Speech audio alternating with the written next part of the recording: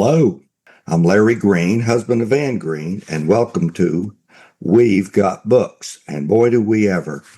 We're coming to you from the big sky country of Dallas-Fort Worth, Texas, where we have boot scooting, Western accents, spicy barbecue, and Tex-Mex cuisine. I'll be your host for We've Got Books, and I'll be telling you about my wife's newest books, as well as interviewing other exciting Christian fiction writers about their books. My goal is to introduce you to some great Christian fiction. We'll focus on getting to know authors and discover why they write books. We'll sit around the table chatting to get to know each author and how his or her book was created. Today, I'll be interviewing my wife, Ann Greene, an award-winning author of about 40 books. So, Ann, tell us a little bit about yourself. Thank you, Larry.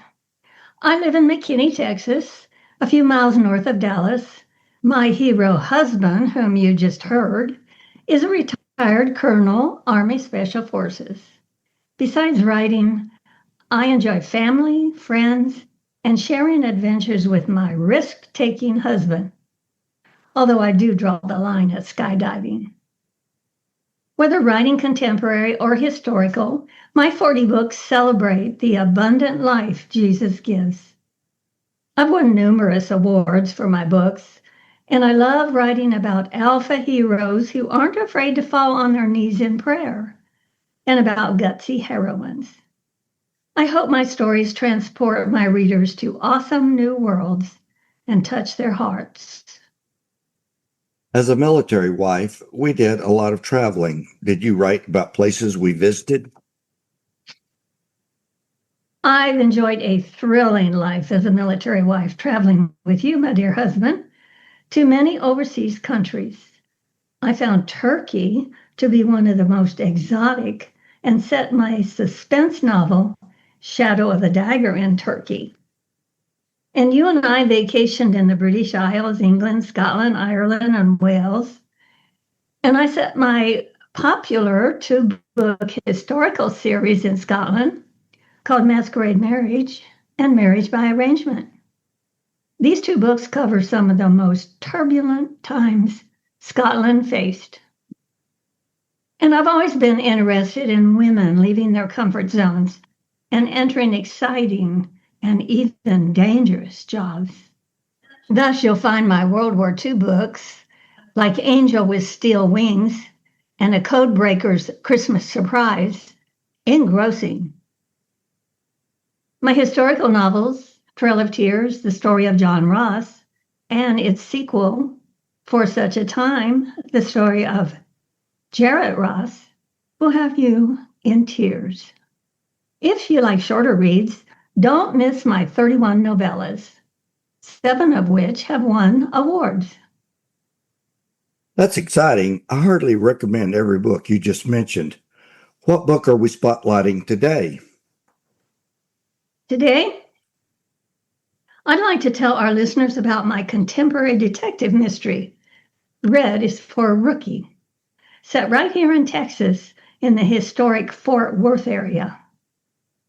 I really enjoy detective mysteries myself. I know you like to start with the back cover copy, so would you please? You do know me, Larry. Thanks. Here's the back cover copy. Red is for race. Tracking a kidnapper is an unusual assignment for a private investigator. But Matt is Holly's lifelong friend. During the race to save him, Holly discovers more than she bargained for. Matt's in love with her. Red is for risk. Holly's world has never been more dangerous. Her mother's convinced Holly will end up dead, so she hires a PI to protect Holly. She needs Stryker's expertise, though she risks her heart working with the handsome, danger-loving man. Red is for revenge. Stryker's past returns to haunt him. The kidnapper wants revenge. Stryker risks his life for Holly. This dangerous case transforms Holly from a rookie into a seasoned PI. But With the two men turning her life upside down, can Holly take the heat? That's intriguing. I know our listeners would enjoy hearing an excerpt. Okay. How about where the hero and heroine meet? I might mention this book contains a lot of humor. Would you read the male part, Larry? Perfect, glad to. Holly is providing security at a Valentine meet-a-thon for singles. The single men ticket holders have all been assigned tables. This is chapter 1. And this is Holly. I policed my half of the room, then headed back toward the champion wrestler table. Big, warm fingers grasped my arm with just enough pressure to make me break and take notice. The dark-haired, fine-looking man extended his other hand. A sense of recognition nagged me, but I didn't know him. He sat with his back to the wall at the attorney table, catty-corner to the wrestler enclave. I shook his waiting hand, feeling warmth and solid strength I hadn't expected to find in a lawyer's grip. He wore his dark suit like other men wore uniforms, daring, proud, indomitable. Candlelight reflected mystery in his brown eyes. With the kind of smile you see on a man given an unexpected dish of ice cream, he stood and offered me the empty chair his polished wingtips had guarded. Sit a while. His compelling expression excluded everyone in the room but me. I didn't want the invitation, but my feet, aching from the unaccustomed spiked heels, did. So I slid into the seat. Thanks, but just for a minute. Sophisticated women glared, shoppers vying for the attorney's attention. He flashed them a smile and motioned to the nearby champion wrestler table. Those men want to meet you. I'll be back, one woman wearing heavy eyeliner trailed her hand along the top of the attorney's chair and threw him a seductive glance before she moved away. The other lady stepped over to the strong man's den. Thanks, man. One wrestler nodded, his long blonde hair falling over his square-jawed face. I turned to the attorney, a real James Bond type. Unwanted sparks ignited my insides. Too intense to be handsome and too electric to be ignored. He was big, tense, and concentrated. I'd never met a man who looked so ready for adventure. Here was trouble masquerading as charm. They're going to love this at the office, Bond drawled. I blinked. The heat in his eyes warmed me like sun-melted chocolate. The challenge in his steady gaze stiffened my backbone. The office? I noticed the bulge under his armpit, not quite hidden by his well-fitting dark suit jacket. Tingles thrilled my spine. Striker Black, you're Holly Garden. Recognition hit me. The out-of-uniform cop I'd spotted, standing in the foyer with his back to me. How had he settled in so quickly? His proximity caused my eyelid to do its thing. Most people never see my twitch. I hoped Stryker didn't. The quivers made me look unprofessional. How do you know my name? Looked up your file at our office. Suspicion brought sudden anger biting into me like the Genesis serpent. To keep my temper in check, I whispered, "You're a police officer?" Used to be, now a PI. Ace Investigations. I shot to my feet, snagged a 4-inch stiletto on the chair rung, and lurched forward, catching the table edge to keep from landing in his lap. With my nose inches from his ear, His masculine scent broke through my protective aura. Trying not to breathe in his woodsy, nautical aroma, I scooted away. Because I wasn't breathing freely, my whisper sounded weird and nasal. I want you to leave at once. Why should I? I stared and forgot to lower my voice. You're not needed. The four lawyers seated around Stryker perked up. Fat and thin, they gazed at me like I was a valuable bequest in a contested will. One leaned so far forward on the table, his French cuff dipped into his coffee. Stryker remained cool. I'm sure you're acquainted with a lady named Violet Garden. My palms turned sweaty. My own mother thought I couldn't fill Dad's shoes. She thought I didn't have the guts to be a detective. She thought I'd fail. Knees weak, I slid back into the chair and gazed down. My fingers itched to fiddle with the clasp on my glittery bag, but I held them still. I couldn't let the PI see how his words curdled my self-esteem. Protection was the word Miss Garden used. I spoke low, not wanting anyone else to hear. She didn't. She couldn't. I clamped my lips. He didn't know how his words upset me. Hard to believe? He gave me a hard-boiled, tight-lipped Bogart smile. Sitting so close, he didn't look like a cop. Or a PI, for that matter. More like a very, very sexy bad guy. Mafia or something. My throat closed. How could Mom do this to me? Mom asked for you, personally? She asked for Ace's top man. I whispered, luck of the draw? We'd been talking in hushed tones, but now the PI, a beguiling smirk on his face, spoke louder. I won the lottery. His dark eyes spoke of secrets, hinted at danger, pulled me in, even as they warned me off. Okay, you work for our competition, and you're here? I'd staked out Ace Investigations to see what I was up against. So why hadn't I laid eyes on him there? And he was an eyeful. Plus, he was feeding me a line, and good at it, too good. I scooted my chair away from him. Not that long ago, I'd been dumped by another charmer. I wasn't about to nibble this bait.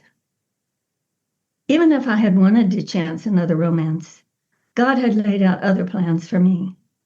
I had a new vocation. I had Dad's murder to solve and his reputation to sanitize. I needed to prove to the city of Dallas and the entire police force that Dad hadn't been a dirty private investigator. If I failed, our investigative firm would drivel on down the drain. I lifted my chin. Even if I had time to spend with a man, I'd never choose this smoothie. But I did need to size up the competition. Investigator rule number 1, know your enemy. So I did an about face and turned on the sugar. Stryker, is it? I smiled sweetly. I thought I had every PI in Dallas pegged. Glad to meet you. Stryker's focus, expression, didn't change. Likewise. He laid a strong hand on my bare arm, raising the hair with a single light touch. Stay a minute more. Tell me about yourself. A male voice interrupted Stryker. Let's be judicious here. Fair's fair. There's 4 attorneys at this table and 1 lovely woman, time to share. My name's Jeff Davidson of Davidson, Hillier, and Greene. I'm sure you've heard of my firm, and this is...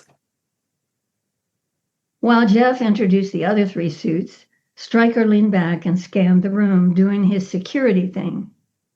With me quickly shaking hands around the table, the trio of women who'd huddled around Stryker earlier made their move. Rising from the nearby champion wrestler table as if directed by an unseen choreographer, they mobbed Stryker. I sucked in a breath. His mouth hanging ajar, Stryker looked stunned. 3 wrestlers stood too, pushed aside their chairs, and towered over Stryker. I glimpsed Matt striding across the ballroom toward us, security face on. The big blonde wrestler, who seemed to be their leader, rasped. We wasn't just twiddling our thumbs over here. We were talking with these ladies. His expression looked downright testy. He raised a fist, looking about to deck Stryker. The 3 glamour girls stepped away from Stryker and melted into the crowd. Prepared to intervene, I grabbed my purse and wiggled to the edge of my seat, curious to see what Stryker would do. This scene was plain screwy. Were the wrestlers trying to pick a fight? Stryker's face grew leaner, showing clear bone definition. A paper-thin scar slicing through his cleft chin whitened. He stood and faced the 3 muscled men, their crimson cummerbunds flashing. So we want our ladies back. Take them. Cool it, you guys. I unclasped my purse, thinking I might need my gun. The 4th wrestler jumped to his feet, tipping his chair backward. It landed with a thud on the carpeted floor. A solid wall of red cummerbunds circled Stryker. I shot off my chair. One mat pounder grabbed my arm and hauled me toward his table. We want this one too. I jerked my arm loose. My abrupt movement caused my ankle to turn in one of the tricky stilettos. Yow! I stumbled. Before I could catch my balance, I lost a shoe on my twisted ankle and fell to my knees. Events fast-forwarded. 2 wrestlers pummeled Stryker. Someone kicked my evening bag. On hands and knees, I chased it under the attorney table to rescue my gun. I glimpsed Matt confronting the other 2 wrestlers and attempted to squirm out from under the table to escort the muscle jocks to the nearest exit. Crouched on hands and knees, my dress tightened around me like shrink wrap and stopped me cold. A lawyer squatted beside me. Let me help. One of the wrestlers slammed him backwards with an open palm. With a crash and tinkle of broken glass, the table flipped onto its side. A white and silver rain of crockery and cutlery poured down. A plate of romaine lettuce and blue cheese dressing slapped against my thigh, releasing the odor of salad splashed to velvet. My vision slowed as if I starred in a surreal movie. Mind scanning possible actions, my skirt creeping higher above my knees, I crawled free.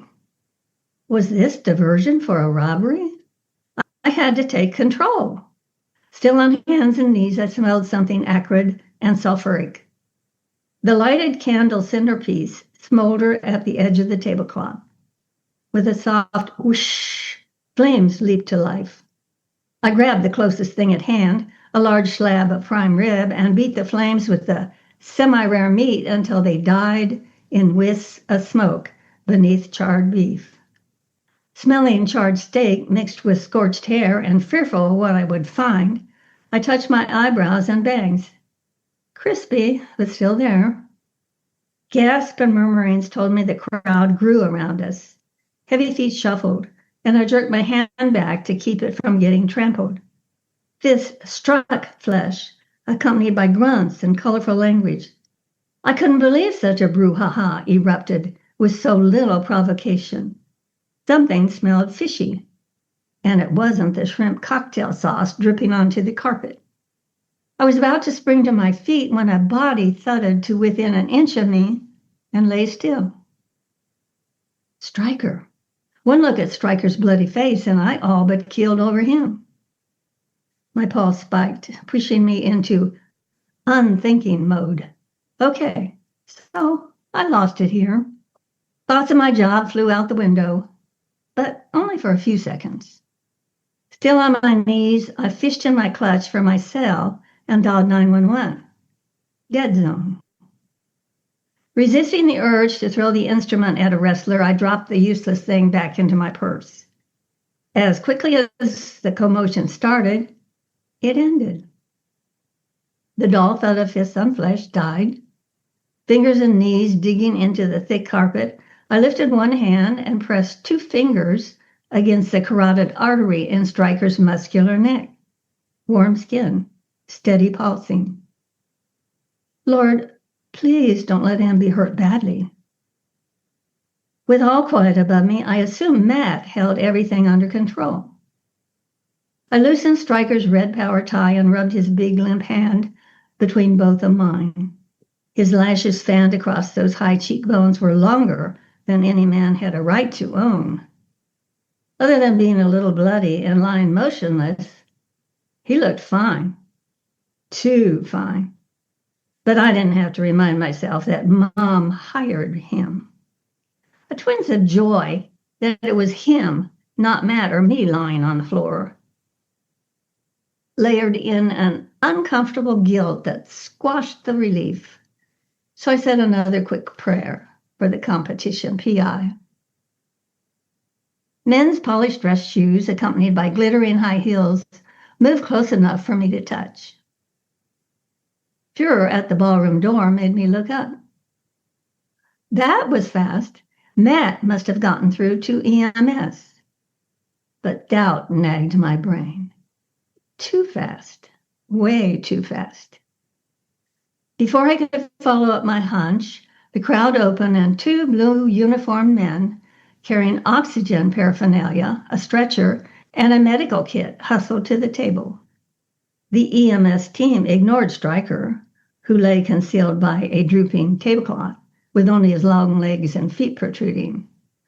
One medic knelt beside another stretched-out body. I struggled to my feet, red dress hiked almost mid-thigh, to identify the victim. Matt! I rushed over in time to see the medic jab a syringe into my co-investigator's limp arm. Electric impulses spiked my nerves. I'd never seen an emergency team do that. The first medic finished a cursory check for broken bones. Then both men heaved Matt onto the stretcher and hustled him through the crowded ballroom. Juggling on one 4-inch heel and one bare foot, I elbowed my way through the crowd after them. Which hospital? They mumbled something incoherent and disappeared through the hotel's exterior door.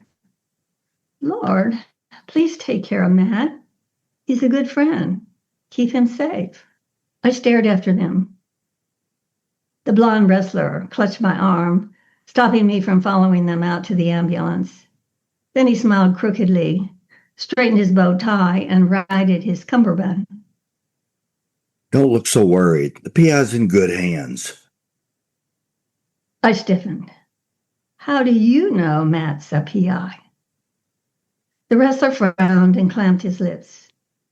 Shivers snaked my spine. Something was very wrong. That's a cliffhanger, so who should buy your book, Red is for Rookie? Anyone who wants a good story, anyone who needs encouragement. Red is for Rookie is set in contemporary Fort Worth, Texas, and is a story of overcoming, finding God is enough in any circumstance, and new beginnings. Plus, it's a delightful romantic suspense. Wow, Anne, that is exciting. Listeners, I know you'll want to read Red is for Rookie. You can find Red is for Rookie on Amazon.com. In the search bar, type Red is for Rookie by Anne Greene. That's Anne with an E and Greene with an E. I guarantee you will want to read this book over and over. And of course, Anne's books have no graphic sex or graphic violence. Also, all my books are on audiobooks, ebooks, and have been translated into Spanish and German, as well as French.